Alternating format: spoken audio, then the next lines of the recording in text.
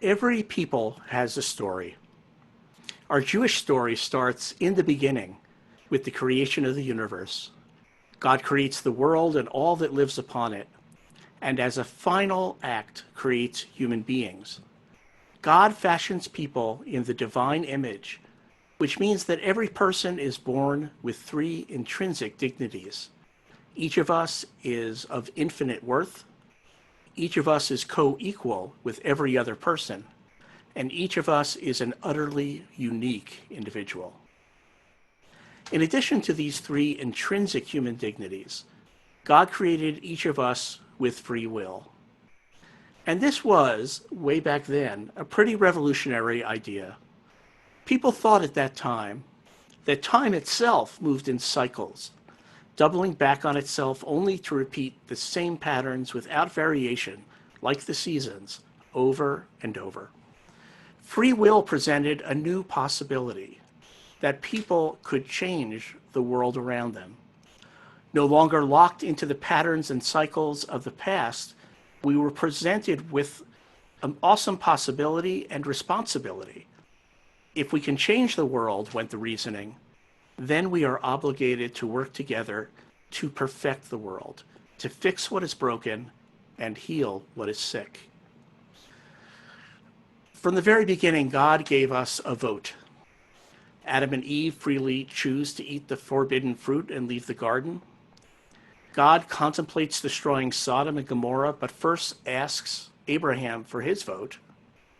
In later history, recorded in the Talmud, Rabbi Yitzchak taught that a ruler is not to be appointed unless the community is first consulted.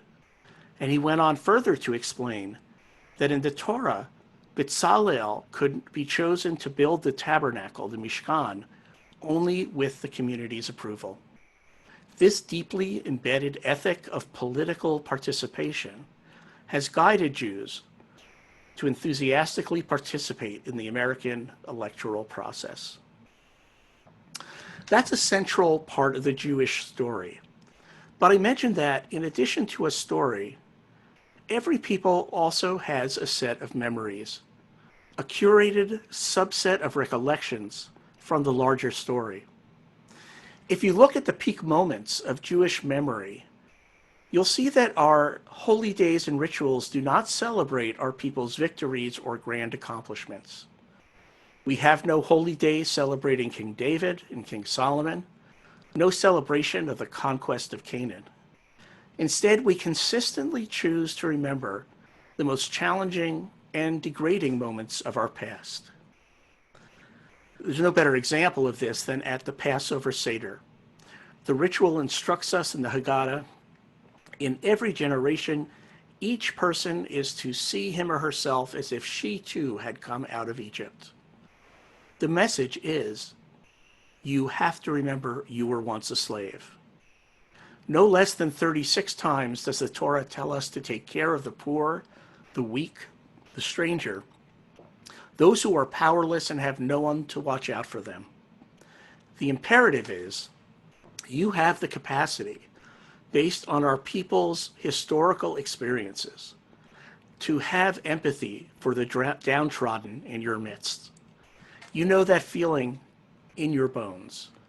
Convert those memories into acts of empathy and compassion towards those who need our help.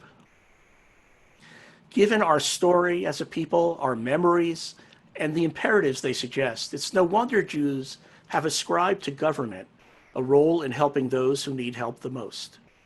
Judaism considers a core responsibility of government to be creating a just and compassionate society. And it is our privilege and responsibility to exercise our right to vote and to ensure that opportunity for others. This understanding of the role of government and the importance of every person's right to vote motivated Jews to play an active role in the civil rights struggle of the 1950s and 60s. Indeed, the Voting Rights Act of 1965, I'm proud to say, was partially drafted in the conference room of the Religious Action Center of Reform Judaism, our denominational home.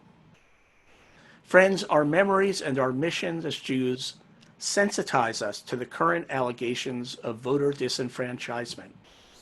Judaism values compel us to speak out to ensure that all citizens are afforded the opportunity to vote and have their votes counted.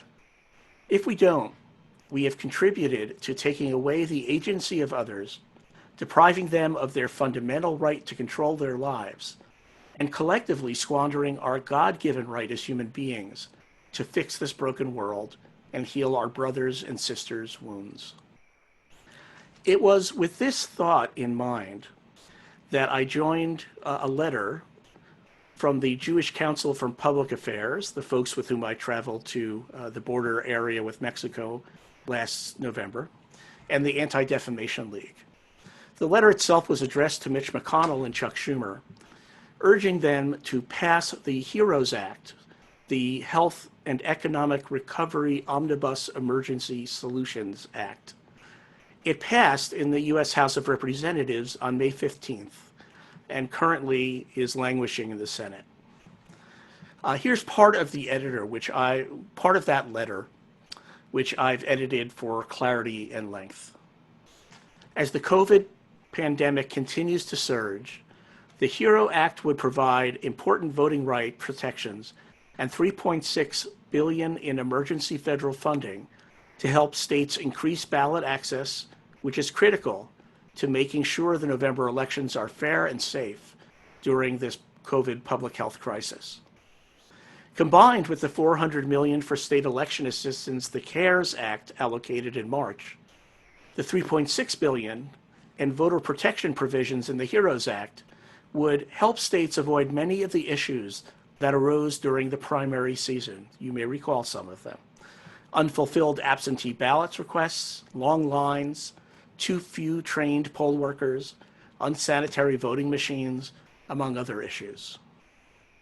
The HEROES Act would also ensure that voters have more and safer voting options, including no-excuse absentee ballots with prepaid postage and expanded early voting in federal elections.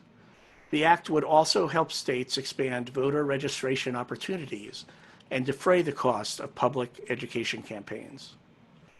Unless Congress provides emergency election assistance and additional voter protections, the decision voters will face about whether or not to wait in crowded lines and rooms to vote may literally be a matter of life and death. We in Wisconsin, I added, are well aware that voters should not have to choose between their right to vote and their health and safety.